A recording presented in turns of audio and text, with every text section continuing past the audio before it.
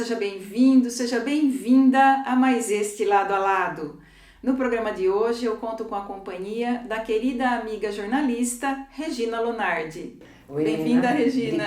Obrigada mais uma vez pelo convite. É um prazer estar aqui novamente participando do seu programa e hoje que é um momento também especial. Obrigada por estar aqui, viu? Obrigada. E hoje vai ser um bate-papo cheio de histórias, gente. Afinal, o nosso convidado de hoje tem mais de 50 anos de vida pública em Itu e acompanhou de perto momentos marcantes da cidade. Alguns felizes, outros polêmicos, muitos transformadores. No Lado a Lado de hoje, o ex-prefeito Olavo Volpato. Bem-vindo, seu Olavo. Mirna, é uma alegria para mim, pessoalmente, pela oportunidade que você dá para estar no seu lado a lado. Há tempo eu acompanho a sua vida, desde jornalista lá no Periscópio, quando eu estava no Poder Legislativo. E depois ver que você aqui em Salto, trazendo esse lado a lado, toda semana, trazendo uma personalidade, uma pessoa que trabalhou para Salto e para Itu. É uma oportunidade muito boa, depois de 50 anos, de falar um pouco de mim. Obrigada pelo seu elogio aí, mas vamos falar do nosso entrevistado, que é o senhor hoje, né? Vamos lá, vamos contar um pouco de história, que tem um pouco de... Muitas, né, seu Olavo? Muitas, né, Rê? Sim. Então, seu Olavo, são 2 vezes prefeito nesses 50 anos, né? 4 vezes vereador, presidente da Câmara.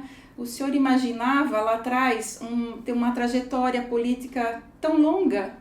Não, porque eu nunca pensei em ser político, mas eu tenho no sangue um tio meu que chamava Mentore Franchini, que foi o primeiro guarda-livro de Itu. Esse homem ele participou do Plínio Salgado,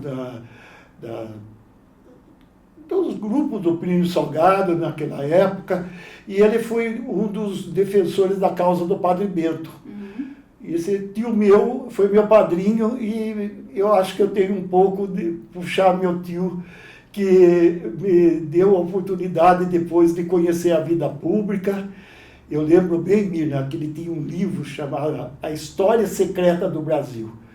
Esse tio meu era um autodidata, ele tinha toda a coleção das seleções e ele não era instruído. E esse homem foi muito respeitado em Itu e eu acho que eu segui os passos dele depois, tendo uma oportunidade pelo seu Galileu Bicudo. E seu Olavo, e quais as escolas que o senhor frequentou? Bom, eu iniciei como todo menino, né? O Colégio Externato do Patrocínio, 1º e 2º ano, graças às Irmãs de São José. Depois eu fui para o Cesário Mota, fiquei o 3º e 4º ano do Grupo Escolar Cesário Mota, e de lá eu fui para o IBAL. Ao mesmo tempo que o 4º ano do Grupo Escolar, eu tinha uma autorização especial de sair meia hora antes para correr e dar entrada no IBAL a 12:30. Nossa, fazia as 2 escolas juntas. As 2 escolas juntas, Eu saía do Cesário Mota às 11h30, corria em casa, almoçava e tinha que entrar 12:30 no IBAL, tinha uma bicicleta. E com isso eu fiz o curso de marcenaria. Eu sou marceneiro formado da turma de 1958 pelo Instituto Borges de Artes e Ofício Centenário, agora em Itu. E depois eu fui despertado que tinha que melhorar o meu ensino. E meu pai me pôs na escola de telegrafista da Sorocabana, em Itaici, aqui perto de Indaiatuba. Eu fui, porque meu pai era ferroviário em Itaici. E achou que o filho tinha que seguir a profissão de telegrafista, e eu fiz a escola de telegrafista e me formei telegrafista. Mas não teve uma passagem pelo regente? Então, depois disso, o governo não nomeava quando a gente se formava. O governo demorava, às vezes, 2 anos para nomear os telegrafistas. E eu fui fazer daí o ginásio no Regente Feijó, o ginásio de manhã, porque eu trabalhava na Sorocabana, de telegrafista em Pirapitingui, das 7 da noite às 7 da manhã, 12 horas mesmo.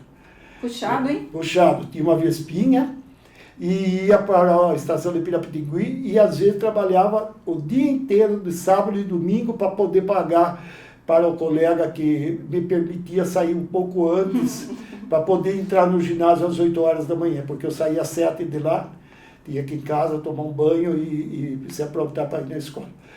Depois de lá... E no Regente o senhor fez o ginásio? E o científico, tá. curso científico também fiz, só que daí já fiz o curso noturno.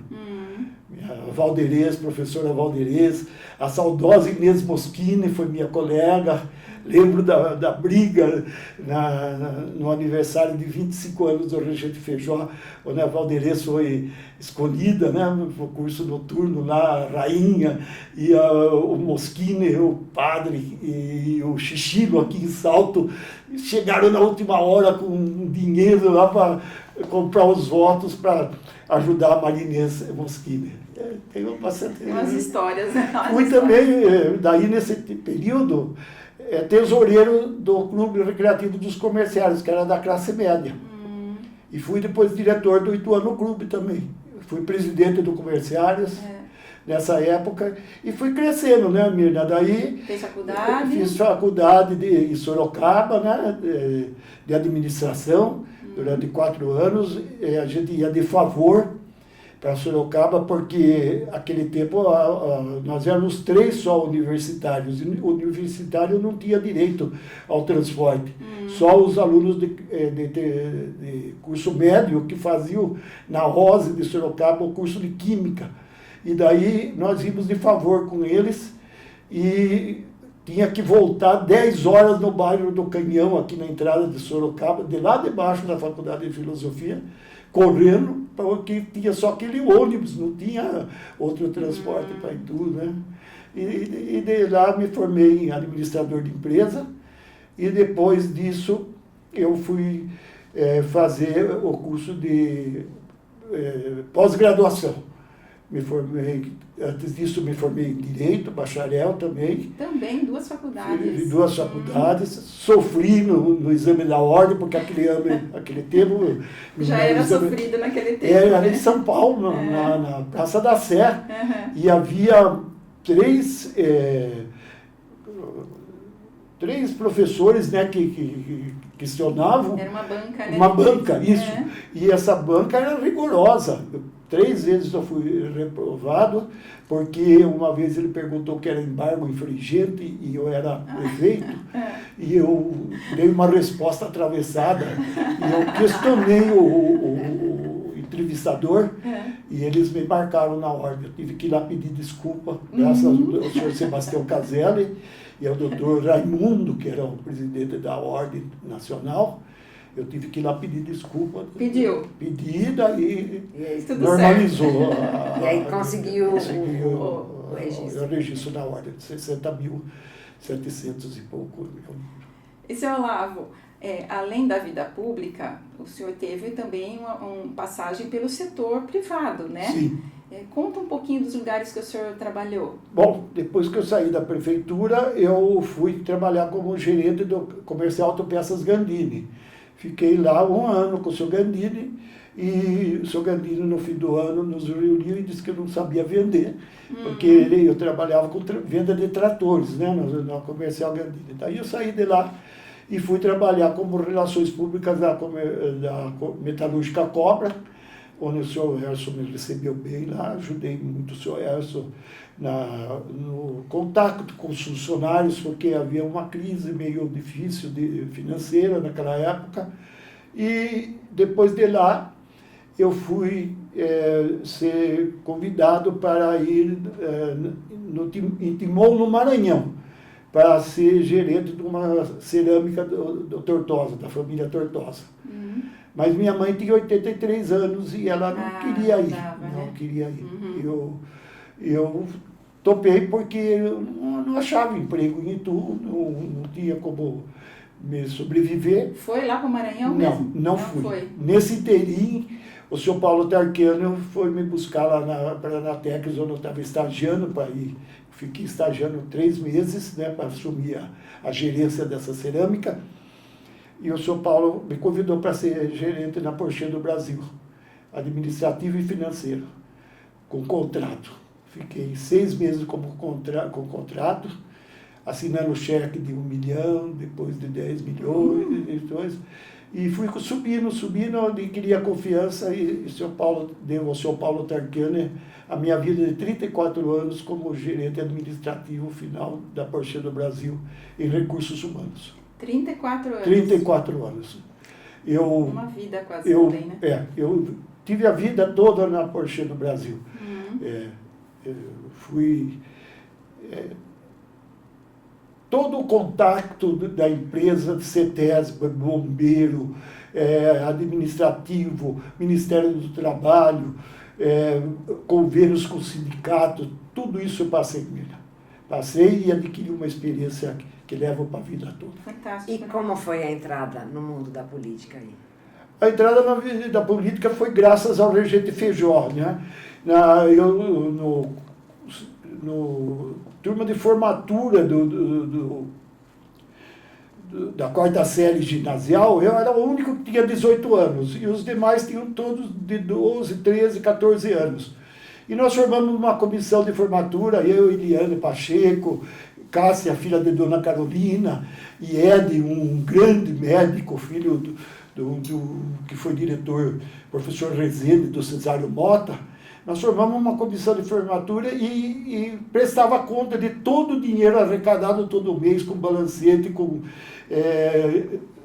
entregas para cada contribuinte onde o dinheiro estava sendo aplicado, e fizemos uma festa onde nós fizemos um jantar no Alemão com 170 pessoas, todos os professores, todos os alunos, no Bar do Alemão, e um baile com a orquestra Cassino de Sevilha no Ituano Clube, e cada aluno recebeu aqui em Salto, tinha, Mirna, um senhor que ficava aqui no começo dessa rua, lá embaixo.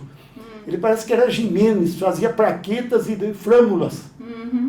E nós fizemos uma frâmula de bolso e uma plaquetinha de formatura para cada Festa top, né? Tá, foi fenomenal.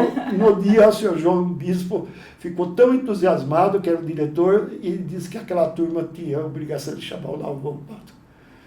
Deram o seu nome para a turma? Olha, que legal, né? Olha, foi uma coisa que eu guardo, reconhecimento, né? Mas nada, foi minha obrigação. Eu sempre aprendi na vida, menina, que a gente tem que prestar conta das coisas. E ser honesto. Ser não apropriar daquilo que não é seu. Meu pai sempre me ensinou isso. Não pegue o que não é seu, mas lute pelo que é seu. E então eu levei isso para a minha vida sempre. Na política mesmo, quando que o senhor entrou?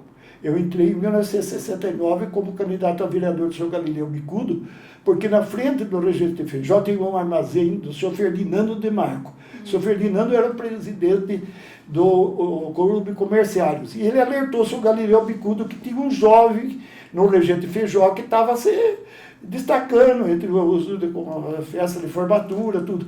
E o senhor Galileu tinha compromisso com 7 de 10 vagas que ele podia pôr de candidato a vereador. E o senhor Galileu me procurou e disse que tinha interesse em me dar a legenda para ser candidato a vereador. Daí eu disse a ele, o senhor dá isso por escrito? Ele foi, chamou o senhor Genor Bernardini e deu um documento que a 8ª vaga de candidato a vereador da legenda da Arena 2 seria eu Lavo Volpato. E o senhor tinha quantos anos? Eu tinha 26 anos. 26 anos. Eu tentei ser candidato a vereador com 18 anos.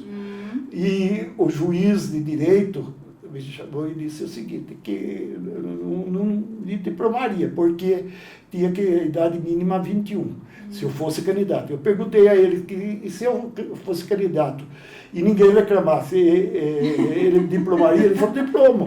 Mas você acha que alguém que vai ser seu suplente não vai reclamar? Então, o senhor foi candidato a vereador em 69 e logo em 71 o senhor foi prefeito, né? Como é esse meio tempo aí, né? É aí que tá. Eu fui vereador, né? Aí sofreu uma intervenção federal, né? Porque o senhor Galileu foi preso na véspera da eleição, às 10 horas. O vice, o senhor Valdomiro, renunciou. E o presidente da Câmara, que nós tínhamos escolhido, que Zó Galvão não pôde tomar posse, porque o Exército exigiu que fosse o professor Mário Macedo Júnior, porque era do grupo político da Revolução, e o senhor Maruzito, que assumiu a presidência da Câmara, tomou posse como prefeito. E eu fui vereador. E o Mariozito precisava de um líder na Câmara. E acharam que eu, por ser jovem, mas era o mais honesto, que eu não tinha defeito nenhum político, escolhido para ser líder na Câmara, dos vereadores, todos já de mandatos e mandatos. E enfrentei toda essa gente lá, inclusive fui líder do interventor, o general Agostinho, que chamava nas audiências, e falava, esse processo vai para o SNI, esse aqui vai para o CGI, esse aqui você rejeita. E o que ele determinava tinha que fazer, até que num ponto a Câmara foi fechada, porque não seguiu as determinações que ele determinava. Ele conseguiu do ministro Gama e Silva, que era ministro da Justiça, a intervenção federal na Câmara também. Nós fomos todos para casa. Então, mas e como que chegou na prefeitura, então? E daí acabou, o Costa e Silva morreu e o Gama e Silva perdeu o ministério. E ele era o padrinhado do general Agostinho, que era do grupo inicial do Castelo Branco da Revolução. Ele foi destituído de interventor em Itu. Veio um interventor chamado General Fragoso, que tinha sido secretário da Segurança Pública do Laudo Natel. Esse veio para pacificar, não era arbitrário que nem o outro, porque o outro, ele era interventor federal, ele era fiscal do imposto de renda, ele era fiscal da vigilância sanitária, ele fazia tudo, ele trabalhava das 6 da manhã às 7 horas, todo mundo tinha que cantar o hino nacional na porta da prefeitura, e depois ele trabalhava que nem louco. Ele fiscalizava imposto, ele era tudo. Ele tinha uma disposição até 10 da noite. Mas depois veio esse Fragoso que normalizou a situação e reabriu a Câmara. Daí teve eleição. Daí, então, o Fragoso falou, não tem mais o que fazer aqui na prefeitura. Normalizou, acertamos tudo, a vida contábil, a prefeitura está caminhando bem, ele começou a melhorar a iluminação, construir escolas, ele construiu o Pinheiro Júnior, né, com dinheiro que era obrigatório, 20% de educação, e daí ele queria ir embora, porque ele vinha em Itu de terça e ia embora de sexta. Ele dizia que era uma missão que o governo federal tinha dado para ele.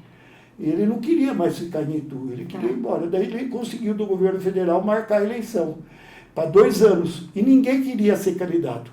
O senhor Caetano Ruggiero, que tinha perdido 3 eleições, inclusive uma por 70 votos do Pirapitingui, foi candidato. Mas ninguém queria ser vice. Porque era 2 anos, vai ser vice de 2 anos, não sei o quê. Alguém lembrou do menino, né, de 26 anos, vereador. E eu estava numa procissão de São Benedito. Estava na procissão, alguém veio, bateu nas minhas costas e falou, estão chamando você lá na prefeitura, na Santa Casa era a reunião. O da Molha, a cúpula política. Daí disseram que o senhor Caetano era o candidato da Arena 2. A Arena 1 era o Múcio da Amaral Gurgel, não, o MDB. Era o Múcio da Amaral Gurgel e o Agenor Bernardino. Já tinham definido os candidatos. Mas nós éramos a Arena 2. E tinha o João Português, que era o Arena 1, porque ele era o prefeito da época. O João Português seria seu João Machado, João né? Machado, isso. João Machado de Mineiro de Souseca. E daí, nisso aí, bateram de mim, levaram lá e falaram, você tem que ser candidato a vice aí do senhor Caetano.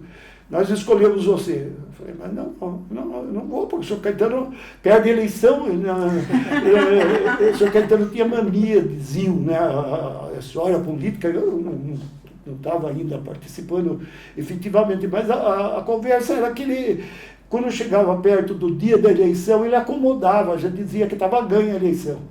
Então ele perdia nos últimos momentos. E daí eu falei, bom, então eu vou ser, mas eu quero falar com o senhor Caetano. Eu falei para ele, olha, nós vamos trabalhar até o último minuto das 17 horas. Ele topou, bati essa cidade de Itu, eu e ele, de porta em porta, só nós dois, porque não tinha candidato a vereador, não tinha nada. E nós ganhamos do seu Múcio, que era MDB, que era oposição, com 1.100 votos na frente. E como foi que então de vice o senhor passou a prefeito? Então, o senhor Caetano Ruggeri, ao assumir a prefeitura, ele já segurou na mão. Dizem que ele sofreu uma hepatite infecciosa. Ele teve um período de quase 60 dias de sacrifício. Ele ia à prefeitura pouquinho e ele foi à mão de todos os médicos, curadeiros que indicavam. Ele morreu no dia 27 de janeiro de 1971 no Hospital Oswaldo Cruz, em São Paulo.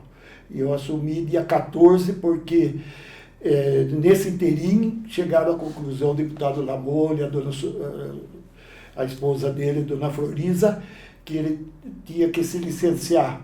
Queriam que ele licenciasse por 60 dias. Eles não concordaram, a família não concordou, ele licenciou por 30, eu assumi dia 14 e ele morreu dia 27. E, seu Olavo, depois o senhor foi novamente prefeito, né? Teve essa primeira gestão sua. O que o senhor destacaria dessa primeira gestão? Na primeira gestão eu destaco a Biblioteca Pública Municipal e destaco o governo Laudo Natel. O governador Laudo Natel me ajudou muito. A cidade do interior que mais vezes me visitou foi Itu, em 71 e 72. Ele gostava de Itu porque ele tinha uma propriedade ali na estrada de Porto Feliz, né? E ele vinha, sempre passava por Itu, mas nunca pedi nada para ele quando ele passava por Itu. Eu ia no palácio e era recebido um dia, ele me recebeu no banheiro dele para despachar. Lotado de prefeito, ele chamou e despachou comigo no banheiro dele. O Laudo me ajudou muito naquela época, na industrialização do interior, onde nós recebemos a Mimo, né, que foi uma grande empresa para a época, e outras empresas que vieram naquela época para Itu. A industrialização o Laudo tinha.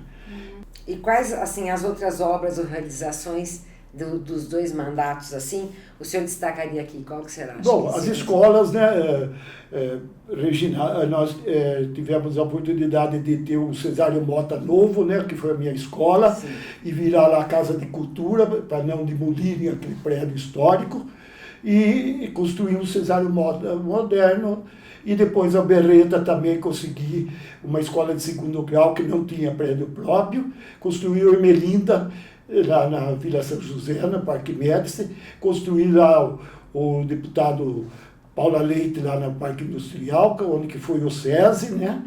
E algumas coisas assim. Lutei pelo SESI para vir e tudo, depois veio no governo do Sérgio Brevide, né? E outras coisas, e a restauração do patrimônio histórico, pôr na consciência do povo ituano que nós precisávamos preservar. Aí o governo do estado mandou levantar, veio o Júlio Watanabe, né? A Secretaria de Cultura, o deputado Cunha Bueno ajudou muito a gente naquela época, né? Teve um dia, menina, que não tinha o que ele me dá. Ele falou, você tem o busto do Dom Pedro lá? Eu falei, não. Ele falou, tó, leva o busto do Dom Pedro que está lá na Praça Dom Pedro II. Aquele busto foi dado assim porque não tinha o que dar para Itu. Eu era pidão bastante. E, seu Olavo, na sua segunda gestão, Itu foi, ganhou o título de estância turística, né? Isso. A primeira estância turística do histórica. Estado, né? Histórica. Fala um pouquinho sobre esse... Então, o Armando Pinheiro era um deputado estadual casado com uma ituana. E as cidades que tinham o benefício de ter recursos eram as instâncias hidrominerais, balneárias e climáticas, só esses três. E tu não enquadrava em nenhum deles. Quando muito seria climática, mas o Armando Pinheiro achou que não dava para enquadrar. Daí ele inventou, vamos então inventar a estância turística histórica. E daí nós caímos nesse grupo de beneficiários que Salto é hoje também instância turística, que ganha um pouco mais de recursos do que os outros municípios, né? E durante o seu mandato, o Simplício, né, criou o bordão de Itu, essa fama da grandeza. O senhor incentivou isso? Eu ajudei um pouco o Simplício, né? Eu devo muito ao Simplício, gente. Eu recordo que vinha do Rio Grande do Norte pedido de coisas grandes de Itu. As pessoas escreviam, prefeito, chega o ônibus, a gente precisa ir lá pegar, porque senão eles roubam as coisas. E pediam, e eu mandava, sempre mandei coisas grandes de Itu. E o Simplício tinha, com aquela oportunidade que ele teve do Manuel de Nóbrega, as pessoas que tinham coisas grandes em outras cidades, que não era Itu, ligavam na prefeitura e ofereciam. Então eu de sábado ia com o Simplício buscar essas coisas, porque ele não tinha nem carro, coitado. Olha que história é essa? O Simplício era simples e nunca cuidou da vida dele. Nunca. Era um homem que tinha lá, ele gostava de estar sempre no grupo ali da praça, sentado. E aí o senhor pegava o carro e ia com ele para Com ele na Piedade, Sorocaba, onde que tinham, ligavam, nós íamos buscar abóbora grande no sábado. E na segunda-feira ele exibia porque era ao vivo, não tinha gravação naquele tempo, né? E isso foi crescendo. A Exótica explorou isso, nunca deu um cruzeiro com o Simplício, isso, justiça seja feita, todo mundo fala, eu estou vendo coisas grandes, o Simplício nunca ganhou um centavo mesmo. E parece que o senhor acompanhou também a instalação de um pneuzão na cidade, O pneuzão é o doutor Manuel Garcia Filho, comprou uma propriedade em Itu e era presidente da Goodyear. E um dia ele veio na prefeitura e falou, eu tenho um pneu lá daqueles fora de estrada que deu um defeitozinho, você não quer pôr na praça? E daí eu peguei, e onde que eu vou pôr? Pus lá no Largo do Patrocínio. E um louco pegou, foi lá e pôs 20 litros de gasolina e tocou fogo. Olha. Teve isso também. Que episódio e tem o Pimentinha também, né, Mirna, que foi um grande divulgador também. O Palhaço Pimentinha. Palhaço Pimentinha. Ele também nunca usufruiu de nada. E no fim eu contratei ele para ser divulgador turístico. Ele ficava na Praça da Matriz, sentado num dispositivo que nós fizemos e divulgava os folhetos dos pontos turísticos da cidade de domingo. E, seu Lavo, esse turismo da grandeza, ele é um pouco polêmico ainda, Sim, né? Até hoje tem opiniões contrárias a ele. Como o senhor viu lá o começo, né, dessa história, como que o senhor vê hoje? Eu vejo o seguinte, a gente tem que aproveitar a mídia. É inegável, está aqui você, né? Salto deve a você essa oportunidade de trazer a vida de tanta gente como está trazendo para mim e tu, a minha hoje, né? Então, a mídia a gente não pode desprezar, Mira. Eu tive a oportunidade de ir na televisão várias vezes, graças a Orlimar, que era meu diretor de turismo, era um porto-flicense, mas amava Itu. Ele conseguiu fazer Itu cidade cinema, Vale do Sol, terra da convenção, berço da República, vários títulos que colocavam nos veículos, numa época que não tinha recurso nenhum. Nós vimos na televisão divulgar Itu quantas vezes, de graça, porque na minha época, Mira, não tinha os recursos que tem hoje. A gente era de chapéu na mão mesmo. Aqui em Salto era jesuíno e eu em Itu. Era chapéu na mão. E lembro do dia que o Maluf traçou a Via Expressa. Falava hoje para a Regina, não vim para cá. O Maluf pegou o mapa e pegou o lápis e fez assim: vamos fazer uma Via Expressa entre Itu e Salto. Dentro de 10 anos as duas cidades vão estar ligadas. Tá quase, né? Tá quase. Tá quase. Bom, dentro do título de Cidade Cinema, que foi também no seu governo, o senhor incentivou muito isso, né? Nessa questão do cinema nacional na cidade. No primeiro governo eu consegui um transformador para levar nos locais de filmagem. Era uma peça que nem essa sala aqui. E eu pus numa carreta e dava para eles essa oportunidade de ter força, né?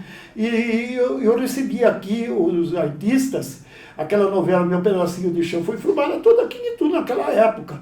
Eles ficaram num parque infantil que tinha lá onde que é a praça hoje da Delegacia de Ensino. Ali tinha um parque infantil que o João Português construiu. Era o primeiro parque infantil, só tinha aquele. As moças ficaram ali e os rapazes ficavam na escola agrícola, os artistas. E assim foram os filmes nacionais de cangaceiro, todos filmados aqui em Itu, graças à prefeitura da comida para eles e o transformador.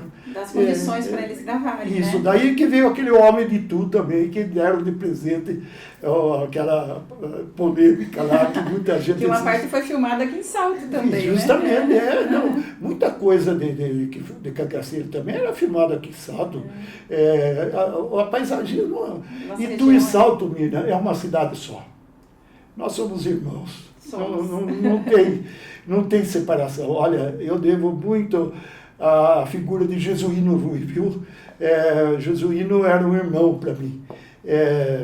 Quantas vezes nós juntos pedimos coisa, como Cabriúva também.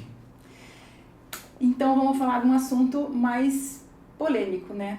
Agora, que é a questão do lixo atômico, né? Que começou, acho que lá na década de 70, quando o senhor era prefeito, e está lá até hoje. Conta um pouco agora desse episódio. Então, naquela época ninguém falava em meio ambiente, né? E de repente a televisão, uma professora descobre que tinha um caminhão com uns tambores despejando dentro do lado da estrada do Butuxim um material. Ela foi lá, pegou um pouco daquele material por curiosidade, e levou para casa dela e tinha um irmão, um tio, qualquer coisa que fazia física pura. E ele passou no aparelhinho e deu radioatividade. E contou para o professor Mauri Cristofoleto e para o professor Walter Toqueton, que era o professor Walter Toqueton era presidente da Câmara. Chegou de noite na Câmara, o Amauri faz um discurso dizendo que Itu tinha um depósito de material radioativo. Até então o senhor não sabia nada. Ninguém sabia nada. Sabia. No dia seguinte vem a Rede Globo, 7 horas da manhã na prefeitura, e me pega e fala que queria ir no depósito radioativo que tinha em Itu. Eu não sabia, eu nunca tinha visto falar, ninguém comentou nada. Também. Puseram eu no carro da reportagem e aí lá eu perguntei à CETESB, por indicação da própria Globo, né? O que tinha ali? E para a Comissão Nacional de Energia Nuclear, que era do Rio de Janeiro, que cuidava daquilo. Daí no Jornal Nacional de noite que nós ficamos sabendo que aqui tinha um depósito de areia monazítica do Espírito Santo, que continha material radioativo, que o Brasil ainda não tinha tecnologia para retirar aquele material. E estava céu aberto. E continua lá, né? Agora continua, mas agora cercado, com todos os dispositivos de segurança, porque a China disse que ia comprar, não levou, e outras polêmicas que causaram, inclusive a Comissão de Energia da Câmara Federal esteve aí, mas ninguém consegue. E ninguém diz por que escolher Itu.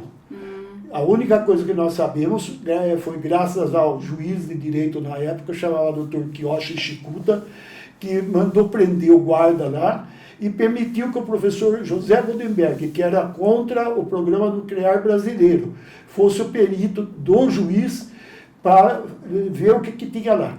E ele instalou a aparelhagem às 11 horas, por ordem do juiz, prendendo o guarda, e às 4 horas da tarde foi revogada o dispositivo do juiz de direito de Itu, e ele conseguiu medir. Tem 20% de tório e 3% de urânio naqueles depósitos lá. Aí o único documento que nós temos hoje. Ainda queremos ver aquele lixo fora de Itu, né? Todos nós lutamos por isso, apesar que hoje está com segurança, porque naquela época era depósito a céu aberto e diziam que a água, se lotasse o depósito, ia cair no Manjolinho, o Ribeirão Manjolinho, que abastece a água da cidade, ia morrer criança, ia morrer animais, ia dar câncer na população, diziam tudo isso, porque ninguém sabia o que tinha lá. Bom, o senhor teve 2 mandatos no Executivo como prefeito, mas também o senhor teve do outro lado, né, no Legislativo por várias vezes. Na sua visão, assim, qual o mais difícil, as maiores dificuldades? As maiores dificuldades é na Câmara, porque a Câmara, você é um entusiasta da população, um rebatedor de pedidos e, enfim, eu acho que a gente é um office boy de luxo, levador de pedido, porque tudo depende do prefeito. Se não tiver a boa vontade do prefeito em atender, você passa lá 4 anos fazendo indicações, fazendo discurso e sai frustrado depois de 4 anos, porque diz que ficou 4 anos perdido porque nada se consegue. Seu Olavo, de toda essa vida pública que são mais de 50 anos, né? O senhor tem algum momento em especial, assim, um momento de muito orgulho? Se o senhor pudesse destacar só um. Só um é a escola, né?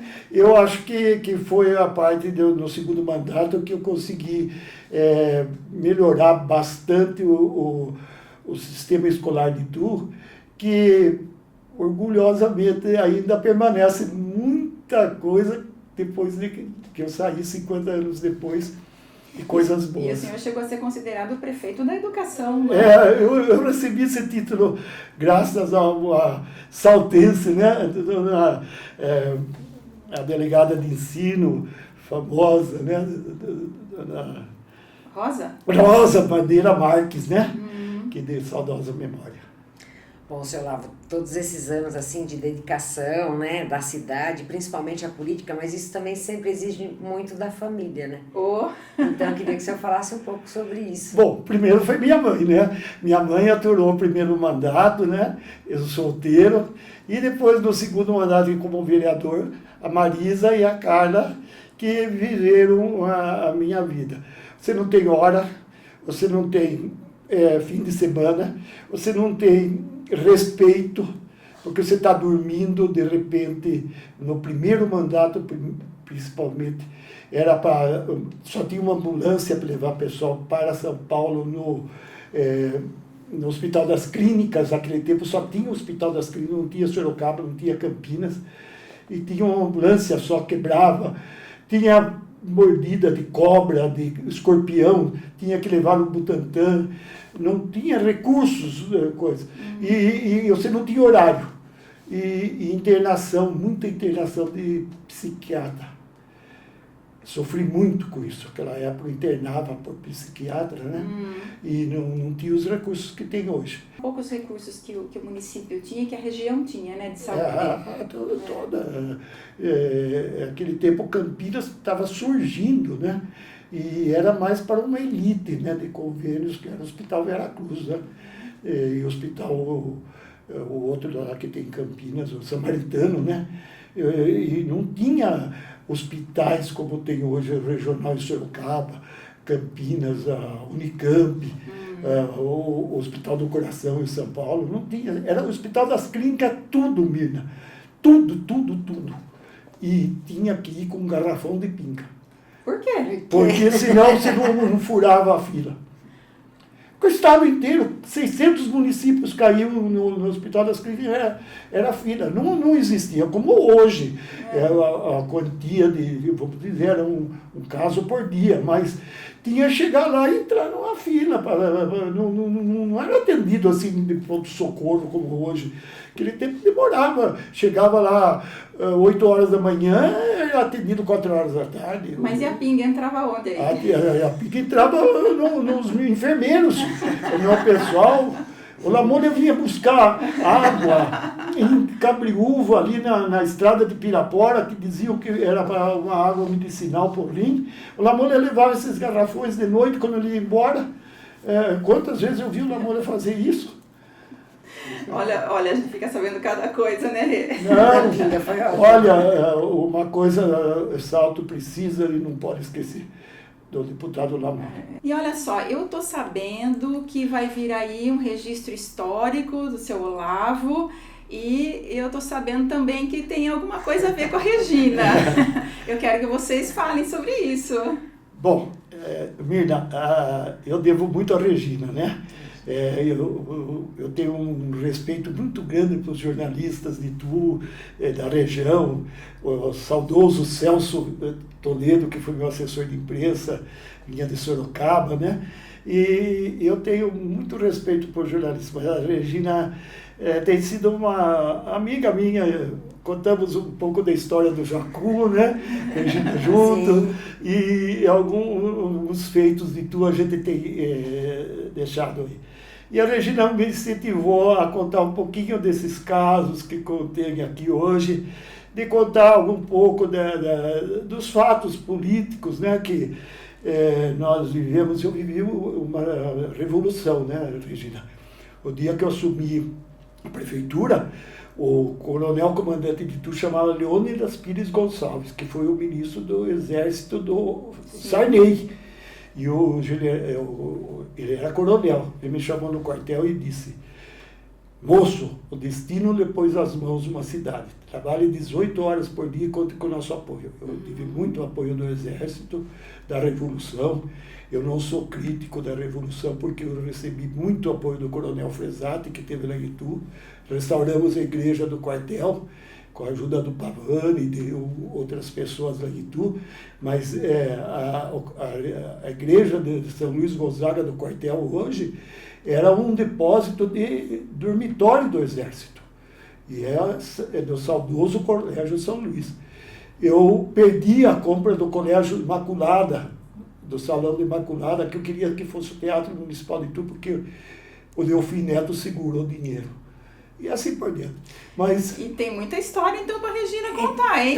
Então, aí a Regina acha que nós devemos passar isso numa memória, né? Uhum. E nós estamos, graças a ela e a alguns outros amigos que nós estamos regimentando lá, a gente passar isso num depoimento, né?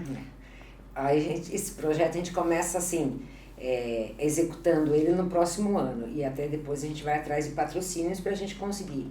O primeiro passo seria um livro e depois um documentário. Então todas essas memórias do seu Olavo vão ser gravadas em vídeo para a gente ter isso para depois, no segundo passo, no segundo momento, para que a gente possa se transformar em vídeo também. Então, mas para o ano que vem é o livro que sai. Vamos ter a graça de Santa Rita, né? Que eu ajudei, caiu a parede da Santa Rita também no meu governo, e eu restaurei a igreja, né? Graças à ajuda do Estado, e consegui interditar ali aquela ruinha que hoje ainda está preservada, a capela de 1728, né? Só queria acrescentar, tipo, não vai ser um livro de política, um livro político, vai ser um livro de história, da história de Itu. É história política? Sim. Mas é a nossa história. E Itu e Salto também, porque aí não tem como falar, porque ele também tem as histórias de Salto. Então quer dizer que hoje aqui foi só um aperitivo, né? Foi um spoiler para você. Olha, eu tenho história para contar para você da Junta Trabalhista. Dá uns 3 programas, né? Viu? Então por isso que é esse material, porque a gente não pode perder essa história. E quem viveu, né? E com detalhes também, que ele sabe contar com detalhes, com data, com nome de pessoas, uma memória invejável. E acho que a gente não pode perder isso. Mirna, eu tenho que recomendar nessa coisa o seu Idinan, que ensinou muito isso, Paulino Piotto, está ali a imprensa oficial de Itu, está todo o meu governo ali, viu? Os atos todos estão ali, e comentários, e até do Poder Judiciário está ali, porque o juiz de direito fazia da imprensa oficial a vida de editais do fórum. Viu? Então a gente tem um pouquinho de história ainda para gravar. Muita, né? Eu quero agradecer sua presença primeiro, Regina, que esteve aqui junto comigo hoje, colocando todas essas histórias aqui e que vai colocar em outras, né, em livros, em vídeos mais para frente. E ao senhor, seu Olavo, por ter vindo, contado tanta história. Faltou, eu sei que não deu tempo de contar tudo, de falar tudo, mas é um programa e nós estamos encerrando ele agora. Obrigada pela sua presença, viu? Obrigado, Mirna, pelo seu 540 oportunidades da cidade de Salto e Itu mostrarem a sua população, o seu dia a dia. Obrigada, viu? Um feliz ano novo, um feliz Natal e um feliz ano novo pro senhor, para você também, Regina. Regina. Obrigada, Mina, para você, para o Romeu, para os seus filhos, para todo mundo. Obrigado mais uma vez pelo convite, é um prazer. Acho que esse é a terceira, então posso pedir música também, né? Mas agradeço muito pelo convite e poder trazer seu Olavo aqui e assim já dar um spoiler das histórias que a gente vai ter no livro, nesse material, aqui no seu programa. Obrigada, viu? Obrigada eu. Obrigado, Mina. E obrigada a você que nos acompanha aqui pelo YouTube ou pelo Spotify. Sexta-feira que vem eu tô de volta com o último programa Lado a Lado de 2025. Beijo no seu coração. Até lá.